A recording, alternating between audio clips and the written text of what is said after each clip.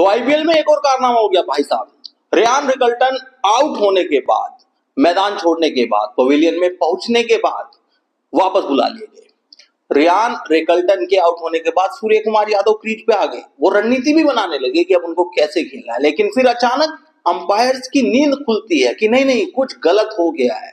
नींद तब खुलती है जब रेयान रिकल्टन सीमा रेखा पार करके अपने डगआउट में पहुंच गए। तो ये कैसा क्रिकेट चल रहा है भाई? क्यों इतना कॉम्प्रोमाइज हो रहा है क्रिकेट? जब से टी20 क्रिकेट आया है ना, कि हमें मनोरंजन तो बहुत मिल रहा है, लेकिन क्रिकेट कॉम्प्रोमाइज भी बहुत हो रहा है। हुआ क्या हुआ ये साहब, रेयान रिकल्टन आउट हुए और अंपायर को रियलाइज हुआ कि नहीं, जो इनके कीपर थे क्लासेन, उनके ग्लव्स स्टंप से आगे थे जब इन्होंने बॉल को कलेक्ट किया। तो फिर इनको रिव्यू लिया, इन्होंने अंपायर ने रिव्यू लिया और थर्ड अंपायर से देखने के लिए कहा। तो 2-3 बार चेक करने के बाद पाया ये गया कि क्लासन ने गलत तरीके से बॉल कलेक्ट की और वो आउट नहीं थे, क्योंकि एक नो बॉल का करार दिया गया इस बॉल को। तो मेरा सवाल ये है कि भाई इतनी टेक्नोलॉजी होने के बाद, इतनी सारी कैमराज एंड सब तकनीक होने के बाद इस तरह की गलती क्यों, और इस गलती का जिम्मेदार कौन?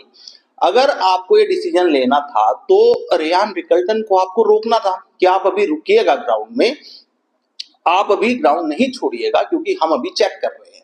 और अगर वो ग्राउंड छोड़ चुके थे, सीमा रेखा पार कर चुके थे, डगआउट पहुंच चुके थे, तो फिर उनको बुलाने का क्या औचित्य था? एक नियम तो आपने जस्टिफाई कर लिया, लेकिन नियम तो ये भी है ना कि कोई खिलाड़ी बिना आउट हुए सीमा रेखा पार नहीं कर सकता अंटिल वो रिटायर्ड हर्ट ना हो या रिटायर्ड आउट ना हो। तो ये सब हो रहा है आईपीएल में। वो बॉल नो बॉल दी गई, फिर उसपे फ्री हिट भी मिली, हालांकि रेयान रिकल्टन अगले ओवर में आउट हो गए। लेकिन मेरा सवाल यही है कि आईपीएल आता है तो हमेशा अपने साथ ऐसी ऐसी चीजें क्यों लेके आता है जो क्रिकेट से अलग हैं? इतनी सारी टेक्नोलॉजीज होने के बाद भी अगर इस तरह की गलतियां हो रही हैं, इसमें किसका फॉल्ट है मुझे बताइए। चलिए, कीपर ने जो गलती की है उसकी सजा ये थी कि वो नो बॉल होनी चाहिए थी, तुरंत होनी चाहिए थी, रिकल्टन के वहां पे रहते हुए होनी चाहिए थी।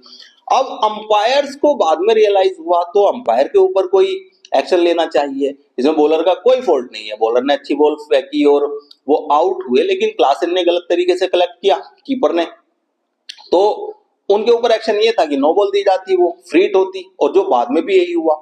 तो अंपायर किस नशे में है भाई साहब आईपीएल में?